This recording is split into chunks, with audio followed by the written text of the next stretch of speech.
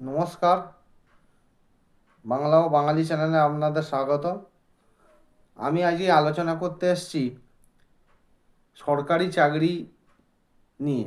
সরকারি চাকরি পিছনে আপনারা দৌড়ন, কবে সরকারি চাকরি পাবেন, আদৌ সরকারি চাকরি পাবেন কি না, জ্যোতিষীরা আপনাদের পরামর্শ দিয়ে থাকে। কিন্তু আমি বলছি সরকারি চাকরি আপনার হবে কি না আপনি নিজে ঘরে বসে নিজের হাত দেখে জেনে নেবেন।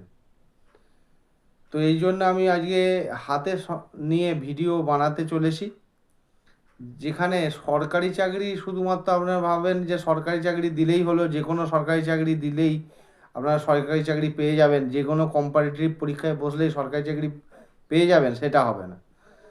সেটা আপনার ডেস্টিনি বলে দেবে, আপনার হাত বলে দেবে আপনি কোন ক্ষেত্রে সরকারি চাকরি পাবেন।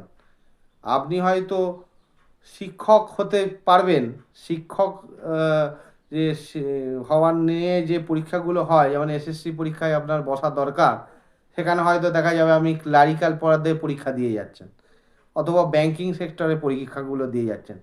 আর যেখানে ব্যাংকিং সেক্টরে আপনার হবে, আপনি হয়তো দেখা যাবে এসএসসি পদে পরীক্ষা দিয়ে যাচ্ছেন। তাহলে কি আপনি সেই সরকারি চাকরি ক্লিক করতে পারবেন? সেটা আপনাকে দেখতে হবে।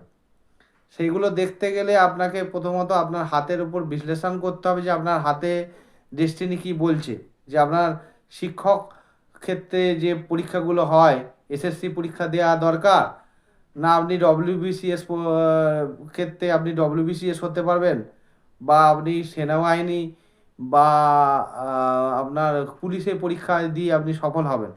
সেটা আপনার হাত বলে দেবে যে আপনি কোন ক্ষেত্রে চাকরি পাবেন। সেটা ভালোভাবে আমি আপনাকে এই ভিডিওতে এনেছি দেখানোর জন্য। তো আমি হাতের বিষয়গুলো দেখাবো যে কোন ক্ষেত্রে কোন রেখা গেলে যে আপনার ডেস্টিনিতে পুলিশের চাকরির পরীক্ষা দেওয়া উচিত, না রেলের চাকরির পরীক্ষা দেওয়া উচিত, না আপনার শিক্ষকের চাকরি পরীক্ষা এসএসসি পরীক্ষায় বসা উচিত, সেইগুলো আপনি বুঝতে পারবেন। তো ভিডিওটা স্কিপ করবেন না।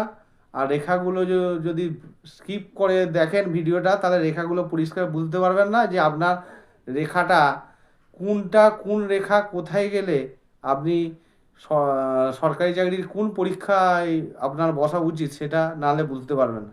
সুতরাং আমি দেখাচ্ছি, আপনারা দেখুন, দেখতে থাকুন। দেখুন আমি দেখাচ্ছি কীরমভাবে রেখাটা দেখুন। আলোচনা অনুসারে যে রেখাগুলো আমি দেখাবো সেগুলো আপনারা স্কিপ করবেন না।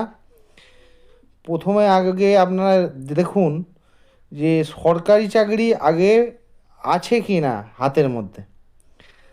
সরকারি চাকরি হাতের মধ্যে আছে কি না এটা দেখতে হবে। প্রথমে দেখতে হবে যদি চন্দ্রস্থান, এই যে চন্দ্রস্থান থেকে যদি রেখা যদি শনি পর্বতের দিকে উপরের দিকে উঠে যায়, তাহলে সরকারি চাকরি হবে।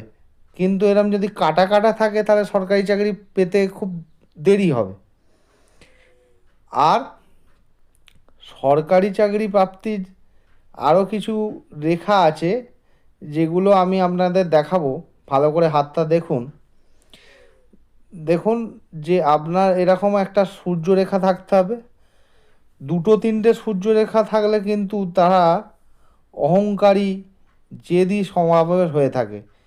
একটা সূর্যরেখা যদি এরম সিঙ্গেল সূর্যরেখা থাকে তাহলে ভালো, কিন্তু এরম যদি ক্রস চিহ্ন আবার সূর্যরেখা থাকে, তাহলে সে সরকারি চাকরি হাতের কাছে এসেও কেটে যাবে। প্রথম যে রেখাটা যে দেখাচ্ছি, যদি চন্দ্র পর্বত থেকে সোজা শনি পর্বতের দিকে যায় আর চন্দ্রস্থানে এরকম ত্রিভুজ বা চতুর্ভুজ বা মৎস্য চিহ্ন থাকে, তাহলে সে সরকারি চাকরি পাবে। আর সরকারি চাকরির জন্য কোন জায়গায় চেষ্টা করতে হবে এটা আগে দেখতে হবে। সেটা দেখতে গেলে কিভাবে দেখবেন, এরকম যদি সূর্য পর্বত থেকে মঙ্গলের দিকে যদি রেখা চলে আসে, তাহলে সেই সব ব্যক্তিকে অবশ্যই ডিফেন্স সেক্টর, পুলিশ, মানে হচ্ছে সেনাবাহিনী, এই সব জায়গায় চাকরির পরীক্ষা দিতে হবে। আর যদি এটা সোজা সূর্যরেখা থেকে একটি রেখা এসে শুক্রের দিকে যায়, তাহলে আপনাকে কি করতে হবে, এই যে শুক্রস্থানে গেছে এতে হচ্ছে ব্যাংকিং সেক্টরে চাকরি ভালো হবে। আর যদি বুধের স্থানে এরকম রেখা চলে যায় আর সূর্য পর্বত থেকে রেখা বুধের দিকে ঝুঁকে থাকে, তাহলে আপনাকে চেষ্টা করতে হবে ক্লারিক্যাল জব। আর যদি চন্দ্র পর্বত থেকে রেখা বৃহস্পতির দিকে যায় আর সূর্য পর্বত থেকে রেখা নামতে দেখেন, তাহলে আপনাকে শিক্ষাক্ষেত্র অর্থাৎ এসএসসি পরীক্ষা দিতে বসতে হবে। এসএসসি পরীক্ষা আপনি পাস করে শিক্ষক হতে পারেন। আর যদি চন্দ্রক্ষেত্রের দিকে এরকম সোজা রেখা উপর দিকে উঠে যায় আর বৃহস্পতি পর্বতের দিকে একটা রেখা ওই মানে শনি পর্বতের দিকে যাচ্ছে, আবার মঙ্গল থেকে রেখা যদি সূর্য পর্বতের দিকে যায়, যেটা আগেও দেখেছি, তাহলে এই তিনটে রেখায় যদি থাকে তাকে রাজনীতিতে যায়। আশা করি রেখাটা দেখে আপনারা বুঝতে পেরেছেন যে কিভাবে রেখাগুলো যে দেখানো হয়েছে, কিভাবে দেখে আপনারা বুঝে নিয়েছেন যে আপনাদের কি পরীক্ষা দেওয়া উচিত, কোন জায়গায় পরীক্ষা দেওয়া উচিত। সেই জায়গাগুলোতে পরীক্ষা দিন। আপনারা এটা বলবো না যে আপনি হরজালি পরীক্ষা দেবেন, এরকম নিয়ে পরীক্ষা করে কম্পিটিটিভ পরীক্ষায় বসে কোনো লাভ নেই। আপনার রেখা যদি বলছে যে আপনার এসএসসি দেওয়া উচিত এসএসসি দিন, যদি রেখা বলছে পিএসসি দেওয়া উচিত পিএসসি দিন, আর যদি রেখা বলছে বিসিএস সার্ভিস বসার দরকার আছে, বিসিএসে বসার দরকার আছে, আপনি সেইগুলো করুন। অথবা আপনি রাজনীতি যেতে গেলে আপনার সুবিধা হবে, তাহলে রাজনীতিতে যান। সুতরাং এই রেখাগুলো দেখেই আপনারা বিচার করে আগামী পদ নির্বাচন করুন। নমস্কার, ধন্যবাদ। আপনি আগামী দিনে আরও এরম নতুন নতুন ভালো ভালো ভিডিও আনতে, আমাকে ভিডিও আনার জন্য অনুপ্রাণিত করতে আপনি